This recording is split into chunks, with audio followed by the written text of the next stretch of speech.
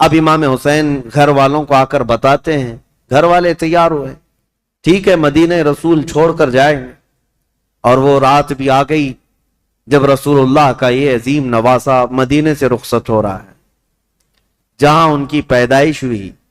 4 ہجری شعبان المعظم کا مہینہ تھا جب امام حسین مدینے میں پیدا ہوئے تھے۔ اس دن رسول کریم صلی اللہ تعالی علیہ وسلم کو اتنی خوشی ہوئی تھی۔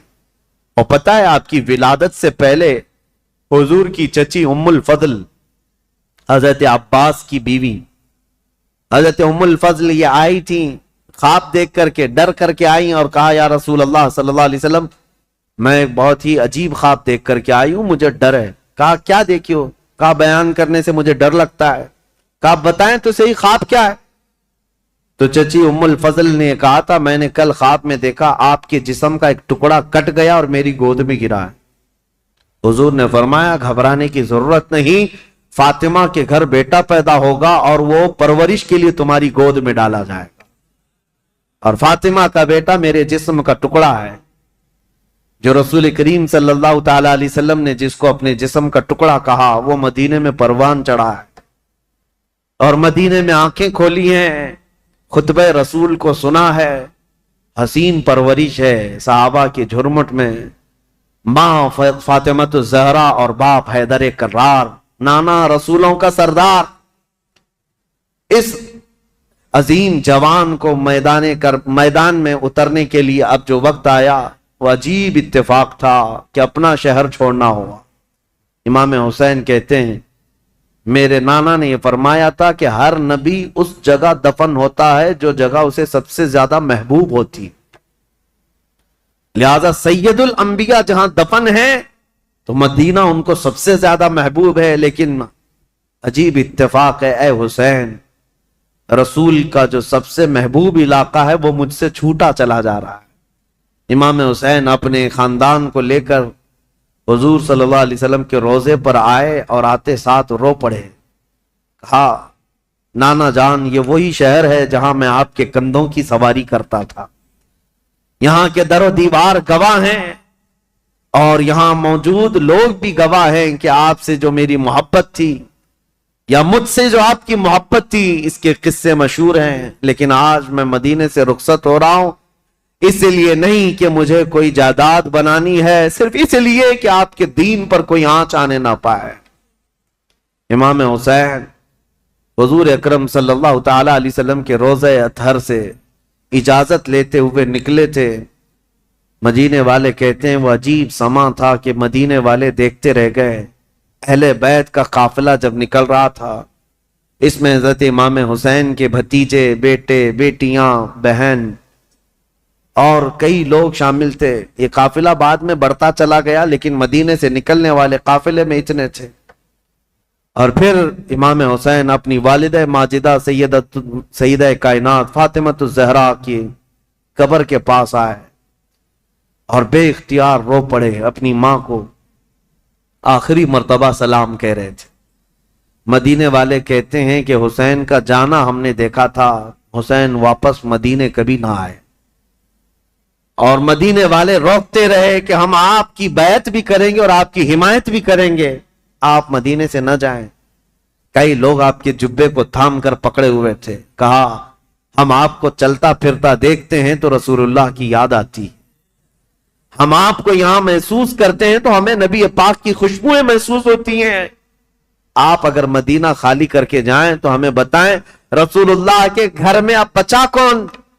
آپ کے بھائی شہید ہو چکے، امام حسن، آپ کے باپ بھی نہیں ہیں، رسول اللہ کے گھر کی ایک نشانی آپ ہیں اور آپ جا رہے ہیں اور اپنی اولاد کو بھی لے جا رہے ہیں۔ کیا مدینہ رسول اللہ کے گھر سے خالی ہو جائے گا؟ اگر رسول اللہ کا گھر یہاں نہیں ہے تو پھر کس کا گھر رہے گا؟ مدینے والوں کی وہاں پر جو بہتابی تھی، آہو فغاں تھے، یہاں تک کہ وہ لوگ لڑنے کو تیار ہوئے اور تلواریں نکال چکے تھے۔ کہا حسین ابن علی ہماری تلواریں ہیں آپ کے ساتھ ہیں، اللہ کا واسطہ دیتے ہیں آپ نہ جائیں۔ امام حسین نے ایک ہی جملہ کہا میں رہ تو جاؤں گا تمہاری باتوں پر، لیکن کل کو جو عیاش لڑکا بیٹھا ہوا ہے تخت خلافت پر یعنی یزید، یہ مقابلے کے لیے مدینہ بھی فوج بھیج دے گا، اور حرم رسول کو میں مسلمانوں کے خون سے رنگین نہیں کر سکتا۔ نبی پاک کا شہر میری وجہ سے خون آلود ہو جائے، مجھے یہ گوارا نہیں۔ میں میرے نبی پاک کے شہر کا حد درجہ احترام کرتا ہوں، مجھے جانے دو۔ یہ قافلہ مدینے والوں کی آنکھوں سے اوجھل ہو گیا۔ مدینے والے کہتے ہیں راتوں کی نیند غائب ہو گئی، ہمارا چین و سکون غرق ہو گیا۔ ہم اہل بیت کے اس گھر پر آتے تھے جو رسول اللہ کے حجرے سے لگا ہوا تھا، جہاں کبھی سیدہ کائنات فاطمہ الزہرا رہا کرتی تھی۔ حضرت فاطمہ کا وہ مکان جو آج رسول اللہ کی جالیوں کے اندر آ گیا ہے، اہل مدینہ کہتے ہیں اس گھر کے اطراف ہم گھومتے تھے، اس لیے کہ ہمیں پتہ ہے اس گھر کی تاریخ، کہ حضور اگر اس گھر کے اندر بیٹھے ہوتے اور قرآن اترنا ہوتا تو جبرائیل دروازے پر کھڑے ہو کر پہلے اجازت لیتے پھر گھر میں آتے تھے۔ دوسری جگہوں پر جبرائیل امین براہ راست حضور پر وحی لے کر آتے تھے، آیتیں لے کر آتے، لیکن جب فاطمہ الزہرا کے گھر میں حضور ہوتے تھے تو جبرائیل اجازت لے کر آتے تھے۔ اہل مدینہ کہتے ہیں وہ گھر خالی ہو چکا تھا، اس گھر کے اندر اب کوئی نہیں تھا۔ اہل بیت نبوت کا یہ گھرانہ، رسول اللہ کا یہ خاندان سب چل پڑا تھا۔ مدینے والے کہتے بھی تھے کہ کیسا وقت آ گیا کہ آج نبی پاک نے جس مدینے کو عظمت کا بلند مقام دے دیا، اس مدینے میں ان کے ہی گھر کے لوگ رہنے کے لیے آج پریشان کیے جا رہے ہیں، ستائے جا رہے ہیں، اور یہاں سے ہجرت کرنے پر مجبور کیے گئے۔ امام حسین ابن علی رضی اللہ تعالیٰ اپنے خاندان سمیت نکل کر کے مکہ مکرمہ پہنچے۔ شعبان المعظم کا مہینہ تھا، تقریباً 4 تاریخ تھی جو حضرت امام حسین کی پیدائش کی تاریخ۔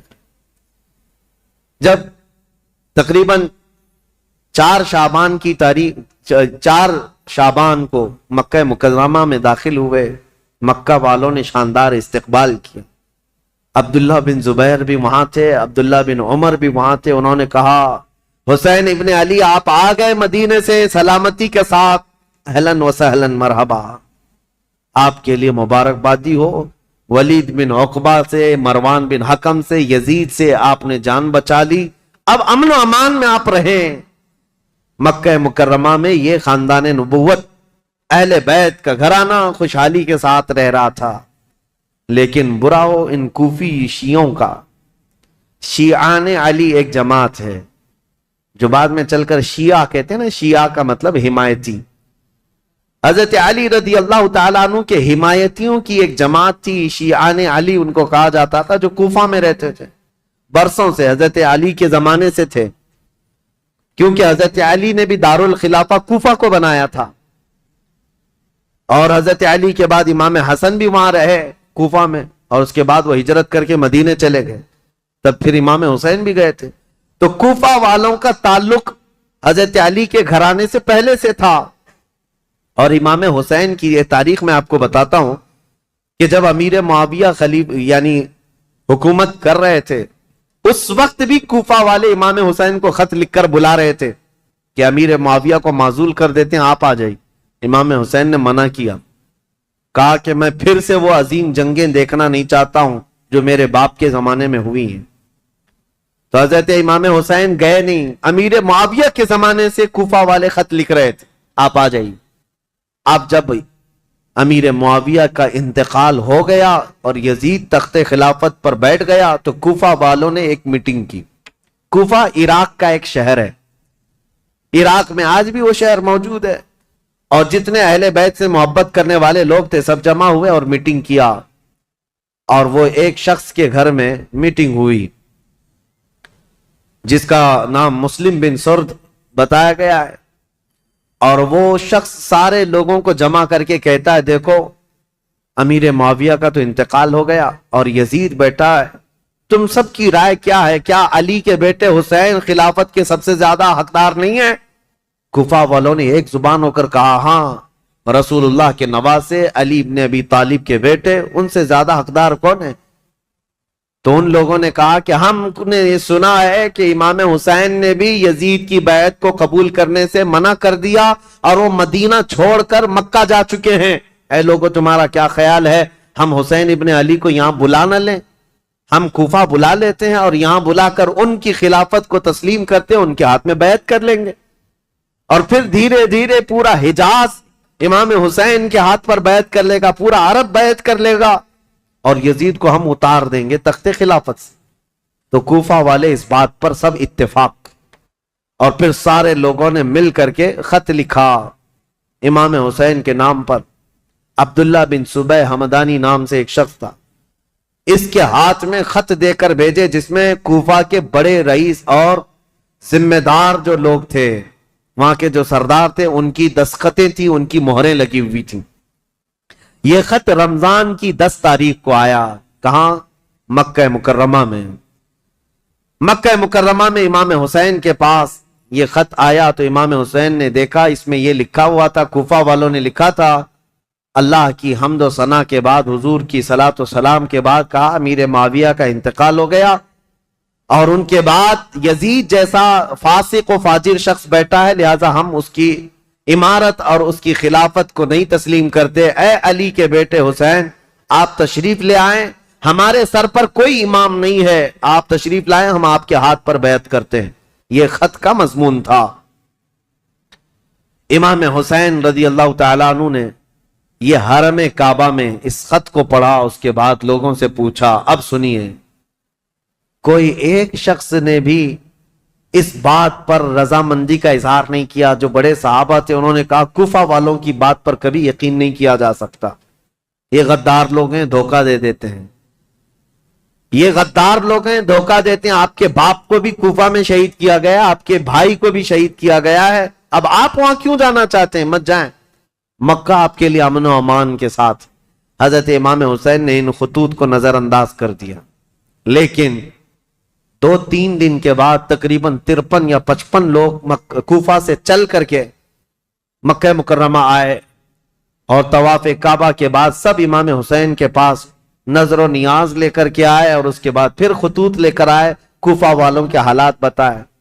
امام حسین نے دوبارہ صحابہ سے مشورہ کیا کہ کیا کرنا چاہیے, تب پھر صحابہ نے وہی بات کی, کوفہ والے غدار قسم کے لوگ ہیں, طبیعت کے اندر ان کے استقامت نہیں, کسی ایک بات پر جمتے نہیں ہیں, آپ مت جائیں.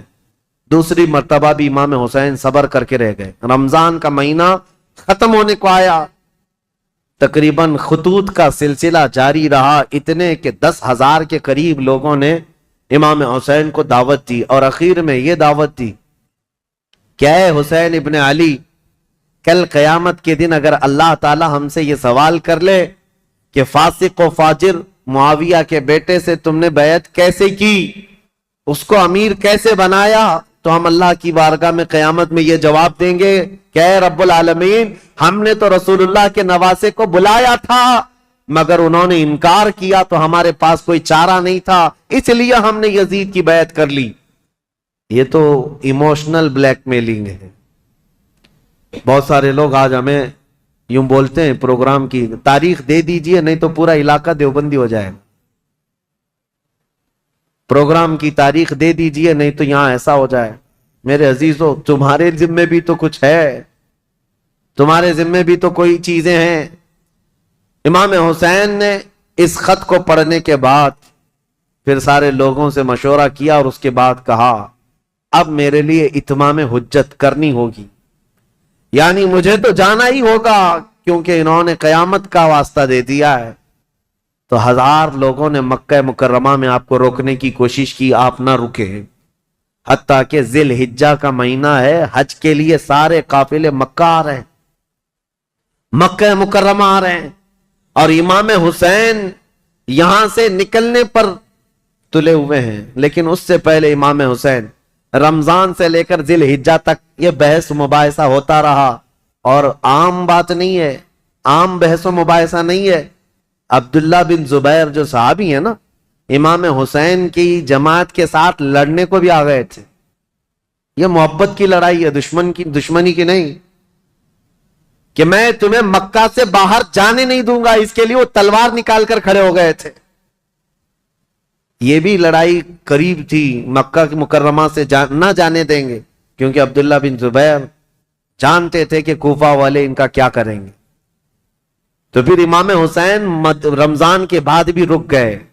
جب امام حسین اصرار کرنے لگے بار بار، تو چند صحابہ آئے اور ان سے مشورتاً یہ کہا کہ اگر آپ کو جانا ہی ہے اور کوفہ والوں کے بارے میں آپ یہ کہہ رہے ہیں کہ یہ ہزاروں لوگ بیعت قبول کرنے کو تیار ہیں، تو آپ نہ جاتے ہوئے پہلے اپنے خاندان کے کسی معتمد شخص کو وکیل بنا کر بھیجیں، اور وہ جا کر کے براہ راست حالات دیکھے گا اور وہ خبر دے گا، تب آپ جائیے، ان کے خطوں کے بھروسے پر مت جائیے، ان کے خط اور ان کے بولیوں پر مت جائیے۔ تو امام حسین نے اس مشورے کو تسلیم کر لیا۔ پھر اپنے بھائی مسلم بن عقیل کو، چچیرے بھائی تھے حضرت امام مسلم بن عقیل جو ہیں، یہ حضرت امام حسین کے چچیرے بھائی، حضرت عقیل حضرت علی کے سگے بھائی۔ تو مسلم بن عقیل سے آپ بڑی محبت رکھتے تھے اور معتمد بھی تھے امام حسین کے۔ بلایا اور کہا کہ بھائی تم جاؤ کوفہ اور میری جانب سے وہاں لوگوں سے بیعت لے لینا وکیل بن کر، اور حالات دیکھ کر کے مجھے خبر کر دینا۔ یہ تاریخ ہے۔ ایک طرف یزید ساری جگہوں پر اپنے سخت گیر حکام کو نافذ کر چکا ہے، بہت جلاد قسم کے گورنروں کو بٹھایا ہوا ہے، اور ایک طرف امام حسین رضی اللہ تعالیٰ عنہ اور ان کے حامیوں